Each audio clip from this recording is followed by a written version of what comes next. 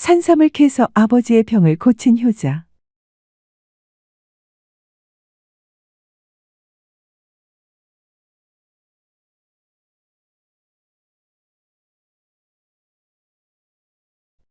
지렁이국을 끓여들여서 시어머니의 눈을 뜨게 한 며느리.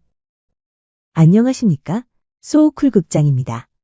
구독과 좋아요 그리고 알람 설정 부탁드립니다. 재미있고도 좋은 글로 보답하겠습니다. 옛날 이야기의 특성상 때에 따라 어디선가에서 들은 듯한 이야기도 섞여 있을 것입니다. 원전의 줄거리가 그러해서 그러니 이해해 주시기 바랍니다. 첫 번째 꼭지. 부모님께 효도하니 부자되고 과거까지 급제한 선비 이야기입니다. 옛날에 젊은 내외가 80 노모를 모시고 어린 아들과 함께 살았다. 남자는 과거를 준비하는 선비였는데 살림이 어려워 공부에 전념할 수가 없었다. 그렇지만 어떡하나 목구멍이 포도청인 것을 모내게 할 때가 되어 선비는 동네 사람들과 논에서 모를 심고 있었다. 점심때가 되어 아내가 아기 젖을 먹일 겸 점심밥을 준비하러 집으로 가는데 웬 수염이 하얀 노인이 정신을 놓고 길가에 앉아 있었다. 여인이 그 노인을 가만히 들여다보니 아이를 안고 있는데 배가 고파 그런지 아이가 다 죽어가고 있었다. 보다 못한 여인은 아이를 달라고 하여서는 한나절 동안 퉁퉁 불어있던 자신의 젖을 아이의 입에 물렸다. 아이가 그 젖을 빨아먹고 정신을 차리자 노인은 그 여인에게 고맙다고 인사를 하였다. 그 여인은 노인에게 저기에서 바깥 주인이 모내기 하고 있으니까 거기 가 계시면 제가 점심을 해오겠습니다. 하고 말한 뒤에 집으로 갔다. 여인이 집 안에 들어서니 시어머니가 말했다. 얘야, 내가 고기가 먹고 싶어 닭을 한 마리 잡아서 솥에 삶아 놓았다. 그걸 좀 건져다가 다오. 여인이 솥뚜껑을 열어보니 정신이 혼미한 시어머니가 아이를 닭으로 오인해서는 푹 삶아 놓은 것이었다. 여인은 죽은 애를 수습하여 집동 속에 묻어두고서 닭을 한 마리 잡아서는 시어머니께 점심으로 삶아들인 뒤에 밥 광주리를 이고 밭으로 나갔다. 남편은 점심이 늦게 와서 이상하다고 생각하였으나 노인이 옆에 있는지라 아무 말도 하지 않고 밥을 먹었다. 노인은 어린애에게 젖을 먹이는 여인이 밥을 많이 먹어야 하는데 여인의 밥이 너무 적은 것을 보고 자기에게 준 밥이 반을 떠서 여인에게 주었다. 여인은 남편과 함께 해질 무렵까지 일을 한 뒤에 집으로 갈 채비를 하면서 노인에게 말했다. 우리 집이 누추하기는 하지만 함께 가셔서 오늘 밤 주무시고 가도록 하십시오. 그런 말을 하지 않아도 노인은 그 집안을 구경하고 싶던 참이어서 내외를 따라 그 집으로 갔다. 노인이 그 집에 가보니 집 마당 한쪽에 묘가 있고 그 앞에 작은 비석이 있었다. 집에 들어오자 여인은 남편에게 낮에 노모가 젖먹이를 닭인 줄로 잘못 알고 죽인 이야기를 했다. 그러고는 신랑에게 말했다. 자식은 다시 낳으면 되지만 부모는 한번 돌아가시면 그만입니다. 그러니 너무 섭섭해하지 말고 애를 안고 가서 묻으십시오. 그렇게 말하는 여인의 눈에서 피눈물이 흘렀고 선비도 아내에게 미안하다면서 울었다. 내외가 하는 얘기를 들은 노인이 부부를 불러 자기가 안고 있는 젖먹이를 보였다. 놀랍게도 그 아이가 자기 아들과 꼭 같았다. 여인이 급하게 집동 속에 가서 보니 아이가 없었다. 부부가 노인을 보니 미소를 지었다. 그러더니 남편 되는 이를 불러서는 말했다. 부친의 묘를 좋은 자리에 모셔야지. 집안에 모시면 되겠어. 없이 사는 형편에 아버지 묘터를 따로 잡을 수가 없어서 집안의 양지 쪽에다 모셨습니다. 그러면 내가 터를 하나 잡아줄 것이니 이장을 하겠어. 선비는 노인의 말대로 부친의 시신을 파서 지고는 노인을 따라갔다. 산중턱에 이르자 한 곳을 가리키며 노인이 말했다. 여기에 시신을 모실 수 있도록 땅을 깊이 파시오.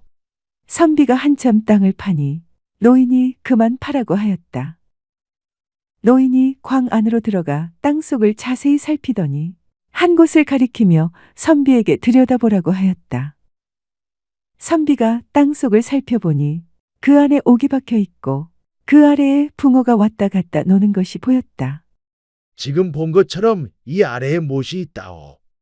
여기에 묘를 쓸 것 같으면 이 못이 터져서 좋은 일이 생길 것이니 그리 아시오. 선비는 노인의 말대로 그곳에 아버지의 뼈를 묻고 봉분하였다. 그때 노인이 말하였다. 이제 옥관자 서말이 나고 내일 아침에 천석을 할 것이외다. 이 말을 들은 선비는 옥관자가 서말 난다라는 것은 후손 중에 높은 벼슬한 사람이 많이 날 것이란 말이지만 내일 아침에 천석을 한다 라는 말은 믿을 수가 없어서 의아하게 생각하였다.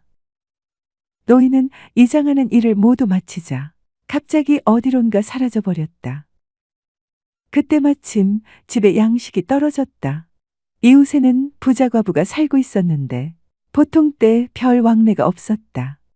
양식을 구워줄 만한 집에서는 한두 번씩 곡식을 구웠으므로 염치가 있지 다시 찾아갈 만한 집이 없었다. 고민 끝에 선비는 과부를 찾아가서 말했다. 부탁이 있어서 찾아왔습니다. 먹을 식량이 떨어져서 왔으니 곡식을 좀 꿔 주십시오. 가을에 추수해서 갚겠습니다. 과부가 웃으며 말했다. 부탁을 들어주는 것이 어렵지는 않지만 그렇게 하려면 저의 부탁도 들어주셔야 합니다. 제가 할 수 있는 일이라면 하겠습니다. 저는 오래전부터 선비님을 흠모했습니다. 그래서 말인데 저와 내외의 연을 맺으면 어떻겠습니까?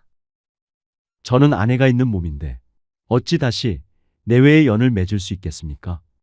제가 부인을 형님으로 모시면서 화목하게 지낼 터이니 그건 염려하지 마십시오. 저와 인연을 맺은 뒤에 살림 걱정 마시고 글 공부에 전념하시어 과거에 급제하시기를 바랍니다.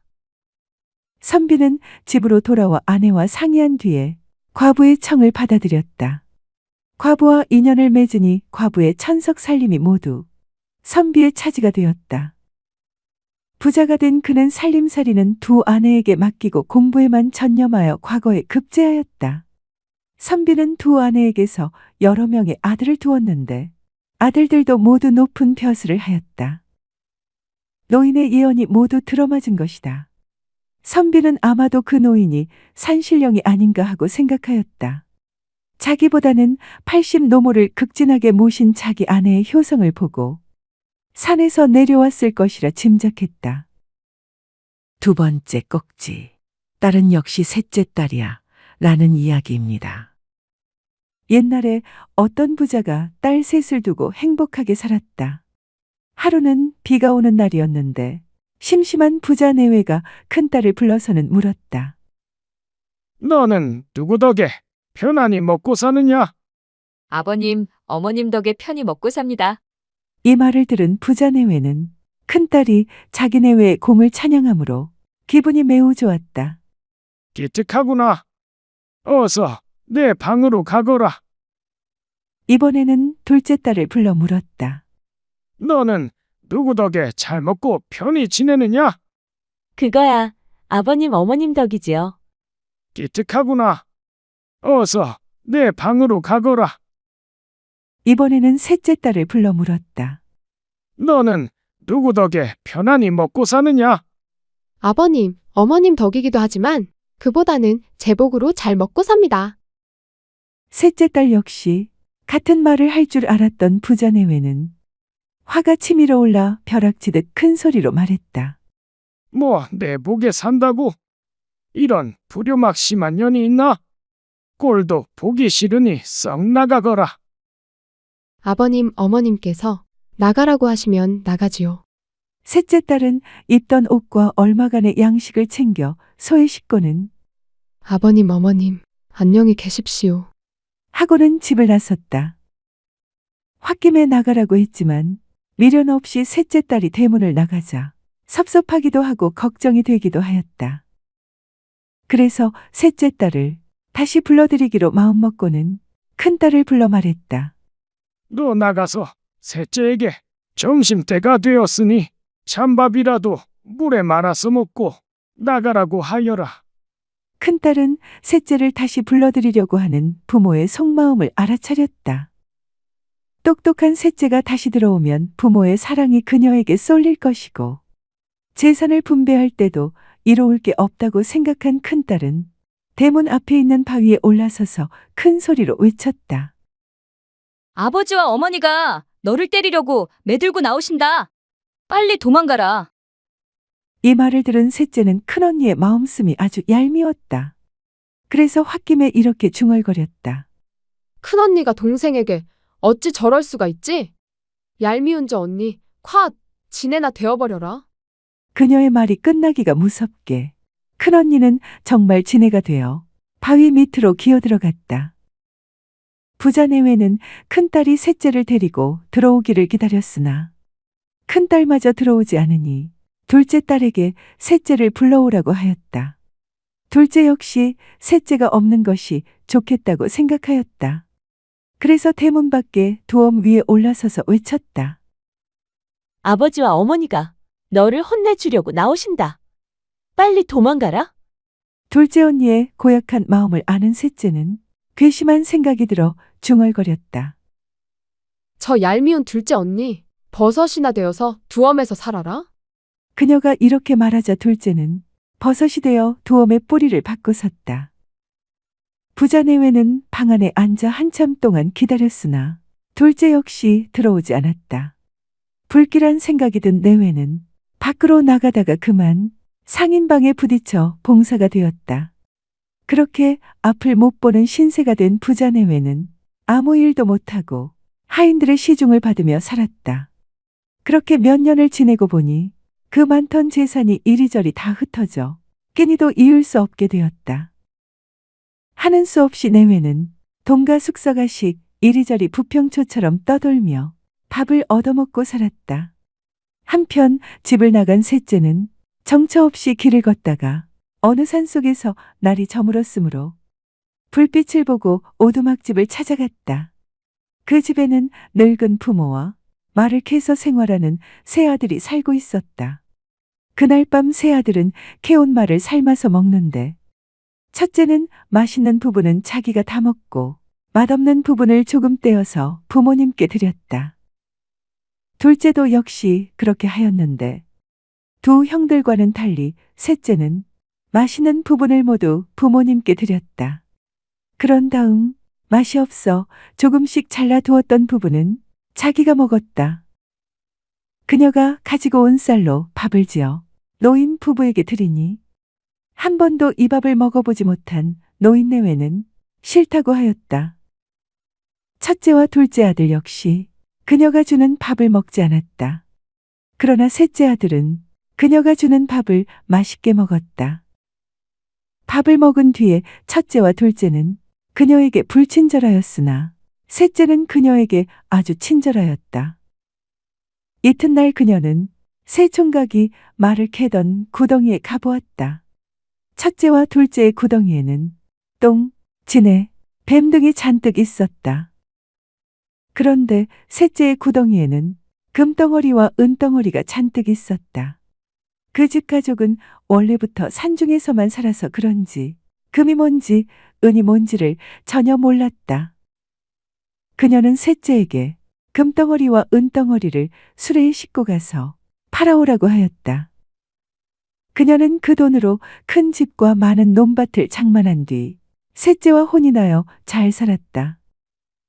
얼마 후 그녀는 남편에게 자기의 지나온 일을 이야기하고 사람을 보내어 부모님을 모셔오게 하였다. 하지만 셋째의 고향에 심부름 다녀온 사람이 셋째의 부모님이 거지가 되어 떠돈다는 소식을 전했다. 셋째는 그 말을 듣고 통곡했다. 아무래도 자기 때문으로 생각되었기 때문이다.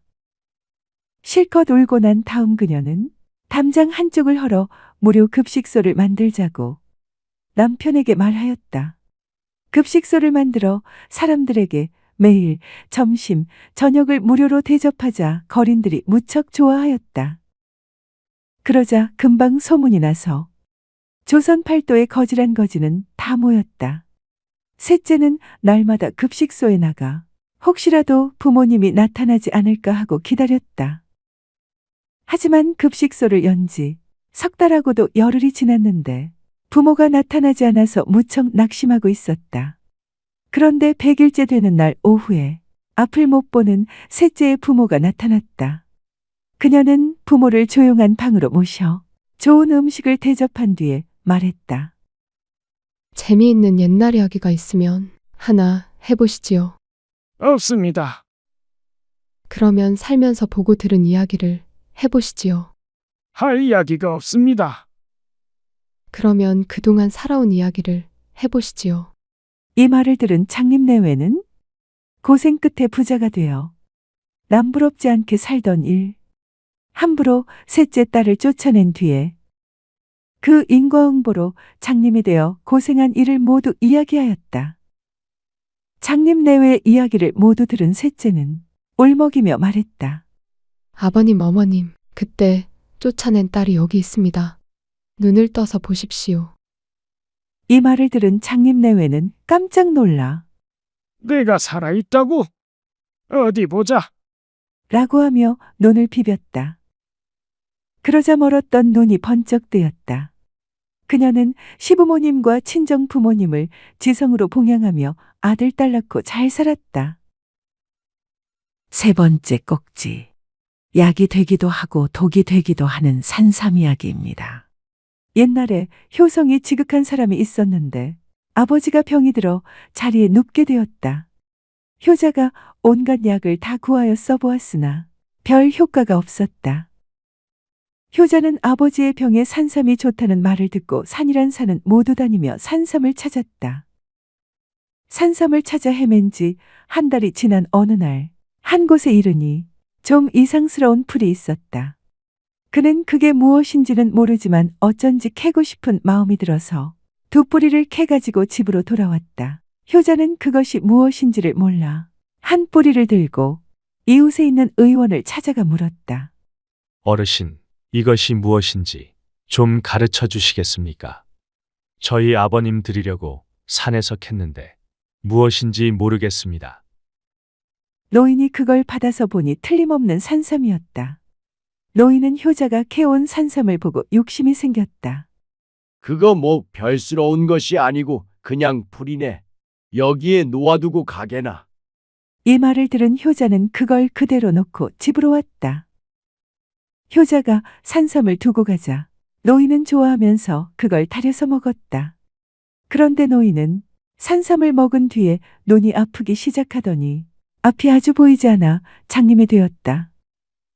집으로 돌아온 효자는 의원이 별스러운 것이 아니라고는 하였지만 애써 캐온 것이니 버리는 것보다는 아버지께 다려드리는 것이 좋겠다고 생각하였다. 그래서 집에 두었던 한 뿌리를 깨끗이 씻어서 정성껏 다려 아버지께 드렸다. 효자의 아버지는 그걸 잡수시고 병이 씻은 듯이 나았다. 옛날 어느 성인이 소가 물을 마시면 우유가 되고 뱀이 물을 마시면 독이 된다고 하였는데 이 경우를 두고 하는 말 같다. 네 번째 꼭지. 하늘을 감동시킨 며느리의 효성 이야기입니다. 옛날에 가난한 젊은 내외가 앞을 못 보는 어머니를 모시고 살았다. 젊은이는 부지런히 나무를 해다 팔기도 하고 품팔이를 하기도 하였으나 끼니를 잇기조차 힘이 들었다. 어느 날 그는 아내에게 말했다.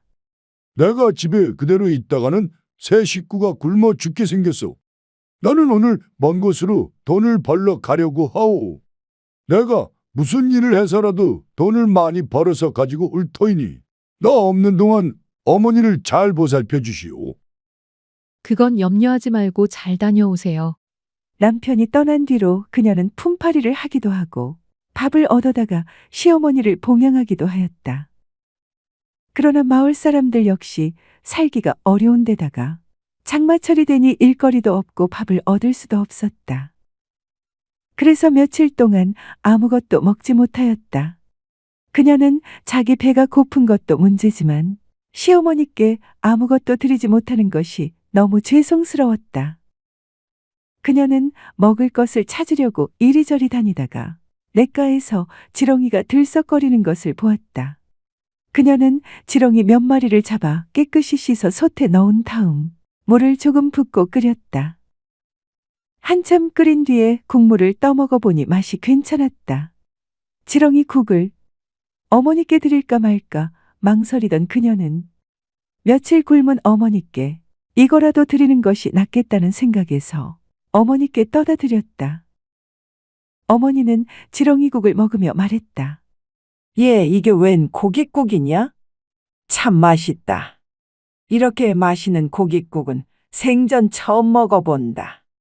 어머니께서 좋아하시는 것을 본 그녀는 매일 지렁이를 잡아 국을 끓여드렸다. 어머니는 맛있는 고깃국을 아들과 함께 먹지 못하고 혼자 먹는 것이 늘 아쉬웠다. 그래서 지렁이국을 먹을 때마다 국건더기를 하나씩 건져서 며느리 몰래 자리 밑에 숨겨두었다. 집을 떠난 젊은이는 얼마 동안 남의 일을 해주고 품삯으로 받은 돈을 미천으로 장사를 하여 많은 돈을 벌었다. 그는 등에 지고 갈 만큼의 식량과 반찬거리 등을 준비하여 짊어지고 집으로 향했다. 그는 그동안 어머니와 아내가 굶어 죽지나 않았을까 걱정이 되어 발걸음을 재촉하였다. 그가 집에 돌아오니 아내가 반갑게 맞이하였다. 방으로 들어가 어머니를 뵈니 어머니의 얼굴이 생각보다 좋았다. 어머니 저 없는 동안 어떻게 지내셨어요? 굶지는 않으셨어요? 아니다. 어미가 매일 맛있는 고깃국을 끓여주어서 잘 먹었다. 맛있는 고기를 나 혼자 먹기가 미안해서 너 주려고 숨겨두었다. 자, 이거 받아라. 어머니가 자리 밑에서 꺼내주는 것을 보니 그것은 지렁이였다. 이를 본 아들이 깜짝 놀라 말했다. 어머니 그건 지렁이 아니에요? 아이고 징그러워라. 뭐야, 이게 지렁이라고? 어디 보자. 깜짝 놀란 어머니가 손에 든 것이 진짜 지렁이인가를 보려고 눈을 끔적끔적하였다. 그러자 벼랑간 어머니의 눈이 번쩍 떠졌다. 아들아, 어찌 이런 일이 생기느냐. 온 세상이 다 보인다.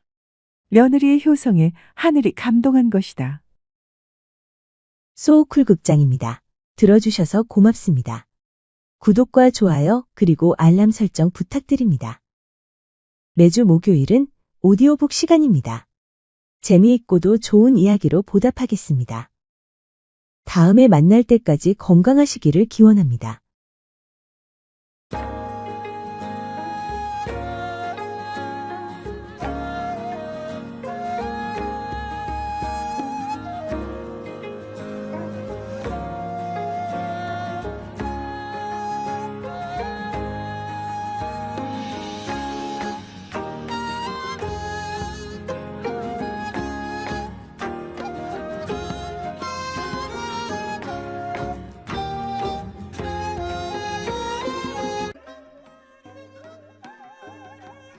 폭우가 내리는 밤이면 큰 바위 틈에서 검은 손이 나와 사람을 끌어당기고 여인의 흐느낌이 계곡을 울리며 벼락 없는 천둥이 치는 바위가 있다. 사람들은 그 바위를 원혼이 지키는 벼락바위라 부르며 해가 지면 가까이 하지 않는다. 이 벼락바위에는 탐욕에 가득 찬 두 사내의 제물이 된 효심지극한 소녀의 가슴 아픈 사연이 담겨 있다. 안녕하십니까? 소우쿨 극장입니다. 이야기 시작하겠습니다.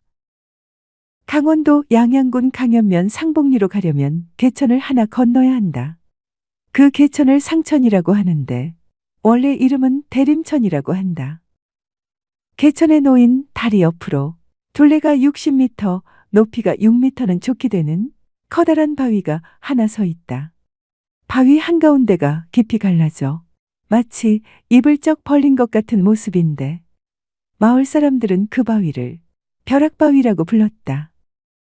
옛날 벼락바위 근처의 마을에 모시성을 가진 나이든 거사가 살고 있었다. 그는 머리를 깎지 않은 제가 불자로 자기를 돌을 깨친 도인으로 여겼다. 그래서 나는 모거사다. 하고 뽐내며 승려처럼 생활하였다. 마을 사람들이 무슨 일로 찾아오면 눈을 지그시 감고 있다가 짤막하게 한마디를 내뱉었다.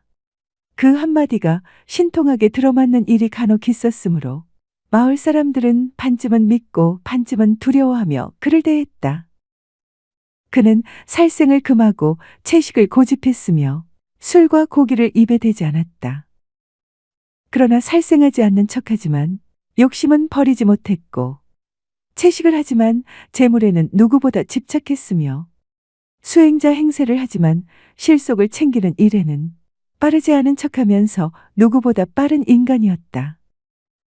게다가 세간의 평판에는 집착이 대단해서 거사를 무슨 큰 벼슬로 아는지 누가 자기를 거사님으로 공대에 불러주지 않으면 얼굴빛이 달라졌다.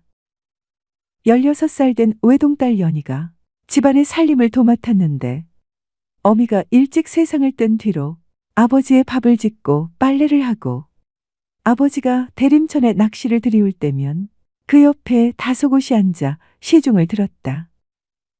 거사는 잡은 고기를 도로 놓아주는 것을 큰 공덕으로 여겼다. 명분은 방생이었으나 사실은 사람들 앞에서 자기를 도인처럼 보이게 하려는 허세였다. 어느 해 늦여름 어떤 떠돌이 승려가 대림천 물가를 지나다 거사 부녀를 보았다. 그는 처음 출가할 때는 참된 수행자였으나 차차 염불에는 마음이 없고 잿밥에만 눈이 어두워지면서 마침내 재물과 여색에 빠진 파괴승이었다. 중이 거사 부녀의 소문을 들은 것은 한 달 전이었다. 엄청나게 아름다운 딸이 있고 아비는 도인이라고 자처하는 거사라고 했다. 그 소문을 들은 중은 눈썹을 치켜 올렸다. 먹잇감이라고 생각한 것이었다. 중은 물가로 다가가 청을 넣었다. 소승이 길을 가다 보니 날이 저물 것 같아서 그럽니다만 오늘 시주님 댁에서 쉬어가도 되겠습니까? 거사는 눈을 반쯤 감은 채 낚싯대만 응시할 뿐 대꾸가 없었다. 중은 다시 한번 물었다. 역시 묵묵부답이었다. 중이 물러서지 않고 버텼고 해질 무렵이 되자 거사는 낚싯대를 거두어 들고 집으로 걸어갔다. 중은 말없이 뒤를 따랐고 거사도 막지 않았다. 방 안에 자리를 잡고 앉아서도 거사는 한마디도 없었다. 이윽고 저녁상이 들여왔다. 산나물에 감자를 넣고 쓴 죽 2그릇이었다. 거사는 저녁상이 들어오자마자 중에게 권하는 말 한마디 없이 혼자서 먹기 시작했다. 처녀는 눈치를 보다가 부엌으로 나갔고 중은 상 앞에서 굶은 채 앉아 있어야 했다. 중은 속으로 이를 갈았다. 이놈의 거사가 돈은커녕 예의도 모르는 인간이구나. 내가 코를 납작하게 만들어 주리라. 다음 날 아침 중은 처녀가 부엌에서 죽을 쓰는 것을 보고 슬그머니 다가갔다. 아가씨, 어제 저녁을 굶었으니 뭐라도 한술 주시겠소. 처녀는 아버지 눈치를 살피다가 아버지가 방에서 기도를 드리는 틈을 타 몰래 죽 1그릇을 내밀었다. 중은 받아먹으면서 처녀의 얼굴을 찬찬히 살폈다. 예쁜 데다가 맑고 총명하기까지 한 얼굴이었다. 중의 마음에 욕망이 독버섯처럼 피어올랐다. 다음 날 새벽 중은 처녀가 물기르러 올 때를 기다리다가 일부러 그 앞을 막고 말했다. 내가 나와 함께 가면 비단옷과 금부치를 실컷 입고 쓰게 해주마. 처녀가 단호히 고개를 저었다. 아버지를 두고 갈 수 없습니다. 순간 중의 얼굴이 붉어졌다. 그날 낮 거사가 또 낚시를 들이우고 앉아 있는데 중이 옆에 자리를 잡더니 말을 꺼냈다. 거사께서는 방생하시는군요. 하지만 물고기가 고통받는 것은 낚아 올려지는 그 순간이 아니겠소. 그러니 낚아 올리는 행위 자체가 이미 살생인 것을 잘 아실 것 같습니다만. 거사가 눈을 감은 채 대꾸했다. 잡은 물고기를 놓아줌으로 살생이 아니다. 고통을 주고 놓아준다고 살생이 아니라면 사람을 죽을 만큼 때리고 살려두는 것도 자비이겠소이다. 그려. 거사는 눈을 뜨고 중을 흘겨보았으나 말이 없었다. 중은 씩 웃었다. 그날 저녁 중은 다시 도발을 이어갔다. 거사, 대체 도란 무엇이오? 입으로는 살생을 금한다고 하면서 날마다 고기에게 고통을 주지 않으시오. 그러면서 돌을 닦는다고 하시오. 거사의 얼굴이 달아올랐다. 중놈이 밥 얻어먹으러 왔으면 잠자코 있을 것이지. 어찌 여기저기에 주둥이를 들이대는가? 허허, 거사님. 제가 댁에서 밥을 얻어먹은 적 없소이다. 어제 저녁에 소승을 굶긴 것은 잊으셨소. 거사는 말문이 막혔다. 듣고 있던 연희가 빠르게 부엌으로 사라졌다. 그 다음 날에도 또 그 다음 날에도 중은 머물렀지만 거사를 내치지 못했다. 내치면 인심 사나운 거사라는 소문이 날까 두렵기도 했거니와 무언가 꺼림칙한 기운이 중에게서 느껴져 선뜻 등을 돌리지 못했다. 사흘째 되던 날 중이 거사에게 말을 걸었다. 거사, 거사가 눈을 지그시 감고 앉았다가 대답하였다. 왜 그러는가? 보시다시피 나는 떠돌이 중이외다. 그런데 내가 여기까지 온 것은 하나의 목적이 있어서요. 그래, 무슨 목적이 있어 왔느냐? 내가 사실은 부처의 씨앗을 갖고 있습니다. 그런데 밭이 없네요. 밭 하나 시주하시오. 나는 밭이라고 해봐야 감자 조금 부쳐 먹을 밭 한 떼기밖에 없다. 거사는 훌륭한 밭이 있지 않소. 그게 무슨 소리냐? 나한테 무슨 훌륭한 밭이 있단 말이냐? 아딸이 있지 않소. 이 말을 들은 거사는 중을 아주 괘씸하게 노려봤다. 그럼 내 이놈 머리 깎은 주제에 지금 파괴하겠다는 이야기냐? 파괴라니요, 당치도 않은 소리외다. 보시하라는 이야기입니다. 거사는 보시 가운데 최고의 보시는 육보시라는 말도 들어보지 못했소. 말 같지도 않은 말에 거사가 대답하지 않았다. 그러자 승려가 걸망 안에서 상자 하나를 꺼내놓고는 말했다. 보시다시피 이 상자에는 금은 보화가 가득 들어 있습니다. 내가 부처의 씨를 그 밭에다 심어서 종자를 얻으면 이 보화로 큰 절을 지어서 그에게 지키게 할 것이요. 이 재물을 가지고 방방곡곡을 찾아다니는 도중에 계시를 받고 이곳으로 왔으니 집의 딸을 내게 시주해야 하겠소. 쓸데없는 소리 하지 마라. 그건 그렇고 땡추의 말을 어찌 믿느냐? 상자 속을 보여다오. 믿든지 말든지 마음대로 하세요. 보여주지는 못합니다. 만약에 내가 여기서 밭을 못 얻으면 이 보화는 필요 없어. 나한테는 무용지물이니까요. 그러니 당신하고 나하고 내기합시다. 내가 이 집을 중심으로 해서 10리 이내에다가 이 상자를 숨겨놓고 100일 후에 다시 돌아오겠습니다. 거사는 지금까지 돌을 닦았으니 어디에 있는지 금방 찾을 수 있을게요.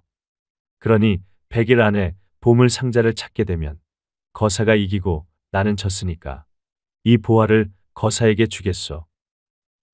그렇지만 만약에 그때까지 이 보물 상자를 찾지 못할 때는 당신이 깨쳤다는 돈은 가짜이니 딸을 내게 시주하는 것으로 그 죄를 갚아야 할 것이요. 어쩌겠소? 하실래요? 거사는 잠시 생각했다.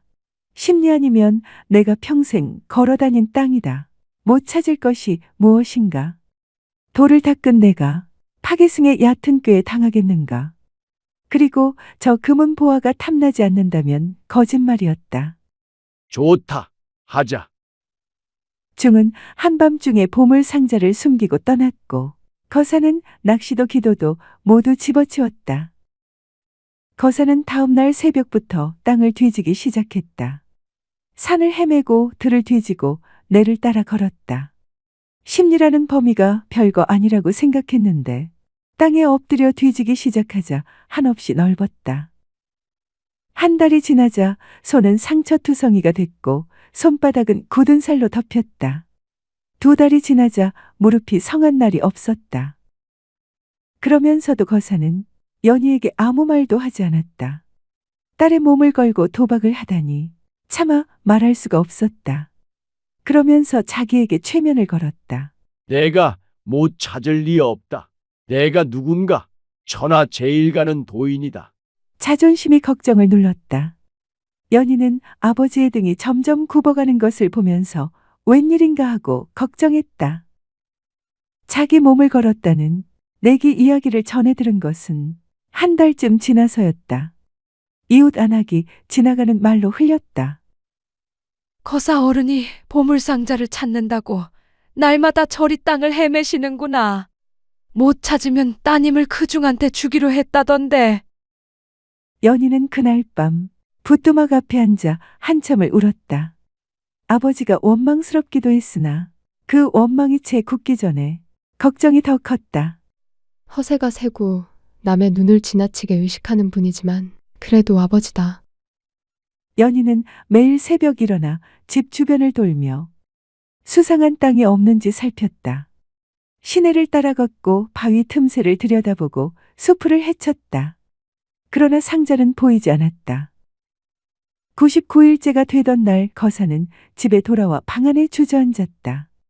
얼굴에 살이 빠지고 손을 떨었다. 내가 경솔했다. 그동안 닦은 나의 도가 보잘것없으니 더 닦아야겠다. 거사는 연희에게 그 한마디만 남기고는 설악산 쪽으로 걸어가기 시작했다. 연희는 아버지를 붙들지 못했다. 붙들면 아버지의 자존심이 산산이 부서질 것인데 아버지에게서 도인이라는 자부심을 빼놓으면 뭐가 남는다는 말인가. 그래서 그저 바라보다가 아버지의 모습이 산모퉁이 뒤로 사라지자 그 자리에 무릎을 꿇고 두 손을 모았다. 부처님, 우리 아버지를 용서하시고 저를 제물로 받으사 이 비극을 끝내주소서. 갑자기 비바람이 불기 시작했다. 하늘이 먹빛으로 낮아지더니 냇가에서 찬바람이 올라와 살을 에웠다. 그러나 연희는 움직이지 않았다. 아버지를 위해 기도하였다.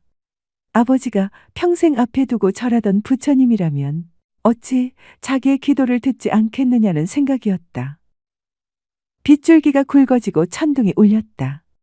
연희의 눈앞으로 무언가가 번쩍 스쳐 지나갔다. 아버지가 날마다 낚싯대를 들이우던 그 바위였다. 아버지가 앉아서 고기 잡느라 눈을 감고 연희가 옆에서 찔레꽃이나 들여다보던 그 바위. 중이 처음 나타나 말을 걸던 날도 그 바위 옆이었다. 거기다. 벌떡 일어난 연희가 비를 맞으며 아버지가 앉아 고기를 잡던 바위로 뛰어갔다. 그때 꽝! 하고 벼락이 바위를 내리쳤다. 바위가 가운데서 쩍 갈라지며 입을 벌렸다. 벼락은 숨어서 바위를 지켜보던 파계승을 불태웠고 파계승의 비명은 천둥에 묻혀 사라졌다. 그때 어디서 나타났는지 거사가 미친 듯 산에서 굴러내려왔다. 보물상자를 보자 환하게 웃으며 달려들었다. 상자 옆에 쓰러져 있는 딸을 보고는 부르짖었다. 연아, 내가 이겼다. 우리가 부자가 되었다. 그러다 딸의 몸이 얼음처럼 차가운 것을 느끼는 순간 거사는 울부짖었다. 아니구나. 하늘이 나를 버렸구나. 그때 또 하나의 벼락이 거사 머리 위로 떨어졌다. 다음 날 마을 사람들은 갈라진 바위 옆에서 벼락 맞은 시신 투구와 거사의 딸 연희의 차가운 몸을 함께 보았다. 보물 대신 돌덩어리가 가득 찬 상자 하나가 그 주변을 뒹굴고 있었다. 그날 이후 폭우가 내리는 밤이면 큰 바위 틈에서 검은 손이 나와 사람을 끌어당기고 여인의 흐느낌이 계곡을 울리며 벼락 없는 천둥이 치는 바위가 있다. 사람들은 그 바위를 원혼이 지키는 벼락바위라 부르며 해가 지면 가까이 하지 않았다. 벼락바위는 강원도 양양군 강연면 상복리 인근에 지금도 있다. 소쿨극장입니다. 들어주셔서 고맙습니다. 구독과 좋아요 그리고 알람 설정 부탁드립니다. 재미있고도 좋은 글로 보답하겠습니다. 매주 화요일은 우리나라의 재미있는 옛날 이야기나 신화, 전설 등을 올리겠습니다. 고맙습니다. 다음에 만날 때까지 건강하시기를 기원합니다.